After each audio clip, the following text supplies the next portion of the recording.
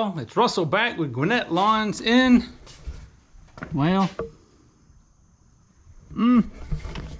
it's still beautiful Atlanta, Georgia. What is today? Today is Friday the 13th, 2023. So I was shooting one episode on the box truck build series on how to upgrade the ramp to make it a little safer. And I needed the mower to run up and down the ramp. Well, I go to start the Trimstar. No. So I turn the key and it would just go.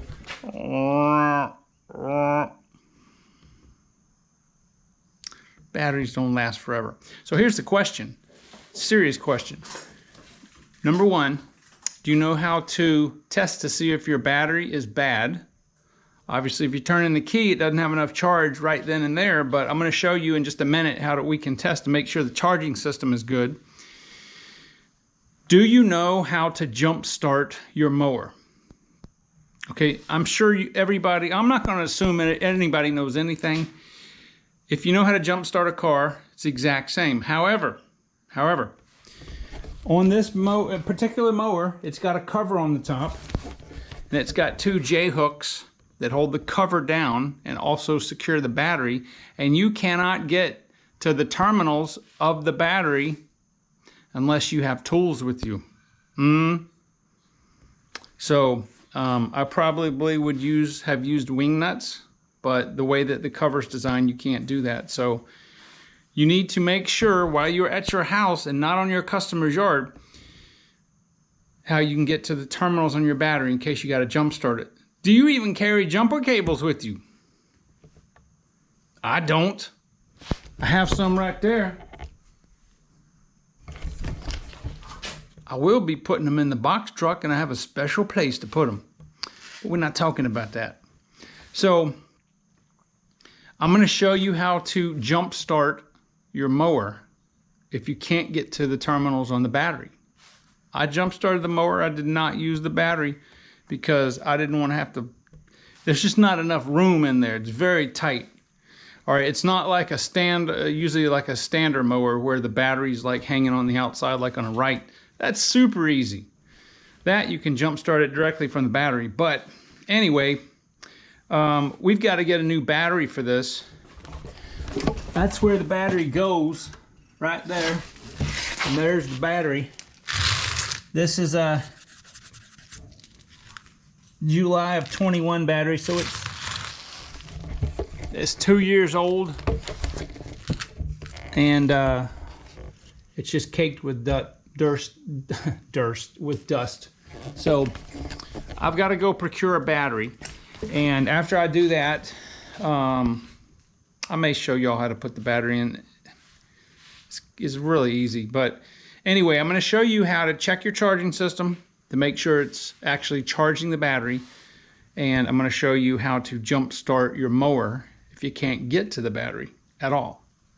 You may have some weird zero turn that, I don't know. There's a lot of stuff out there. But anyway, yeah, so let me go get a new battery and I'll be back. All right, so it is the next day and I was able to procure a battery. I got this from, I usually buy my mower batteries, if at all possible, from Batteries Plus. This is about 100 cold cranking amps more than the original one. It's the same class or grade of battery that I had on, that it came with from the factory, but this has a 6-month warranty.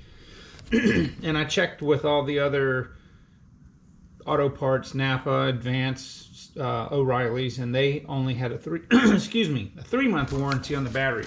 And I've used these Duracell Ultra Lawn and Garden batteries before, and they're very, very good. So I just went ahead and cleaned out that area right there. I'm not going to be able to, there's no sense in me showing you hooking up these two terminals, but what I am going to do once I get this battery in there, we're going to test it, and I'm going to show you how to jump start your mower if you can't get to the terminals.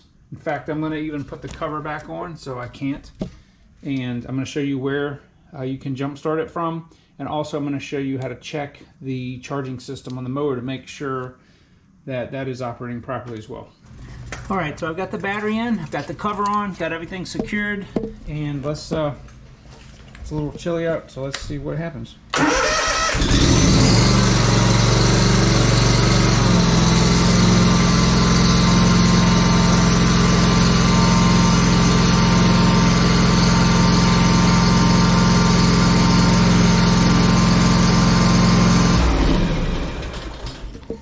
All right, now, I promised to show you guys how to jump start your mower if you can't, so you can't get to the terminals, right? Or you can't get to, or you don't have the tools because you were not prepared to take the cover off, all right? So basically, you should have a relay. So on the positive terminal will be a cable that comes off to something, hopefully the camera can see this right here. This is the relay. So if basically it takes power from the battery here and crosses it over and then takes it to the starter. So if you have access, which you should be able to have access to your relay here, you can put the positive terminal of the jumper cable here, and you need to ground the engine. So the best way to do it, the easiest, is usually to wherever the muffler is attached to the frame, or the you can either use this bolt here or this bolt where the guard is, but I prefer this bolt because it's actually attached to the engine. And you can put your negative cable there, and then obviously when I jump started this, I use this battery right here. This is a little bit bigger than that battery, but I use this for other things, and it basically jumped it off perfectly. So that's how you can jump it off. Now if you can't get to the, if you can't find the relay, you should be able to find the starter. This is more difficult. All right, so you see the red positive cable goes to the starter here, so you could put your jumper cable here and the positive terminal here, and then you could put the negative terminal right here on this bolt if it's accessible. You can try different grounds, but I always like to try to ground it to something on the engine, and that will also allow you to jump start the mower. But please practice this when you're at home and not when you're stranded at the customer's yard, or maybe the mower is on your trailer. Now, I promised you I was going to show you how to check your charging system. And where's my, so this is just an electrical meter. Everybody should have one of these in your tool bag. So I'm basically just going to hold on here. I'm basically going to take the meter. It'll have positive and negative leads. I'm going to put it to volts where it says V. We're going to crank the engine up, and the best way to check this is across the two terminals, positive on positive, negative on negative, but we can't get to it. So let's see if it will allow us to do it from the relay. Now, you don't want to do it from the starter because that power is only going there when you turn the key. All right, so when the key releases, there's no more power going to the starter, or else it would continue to run, but there's always going to be power to the relay. So let me get this set up, because I actually need somebody to hold this and I don't have anybody, so I'm going to try to get this set up and show you how to check how many volts the engine is producing. All right, so I've got the meter hooked up right here. I've also got the probe just kind of jammed up right there where the positive lead is that I showed you, and I'm going to find out to see if this is a good ground to the mower, and it should show us what our battery voltage is. Hopefully that's picking up. It's 12.47. Now let me start the engine.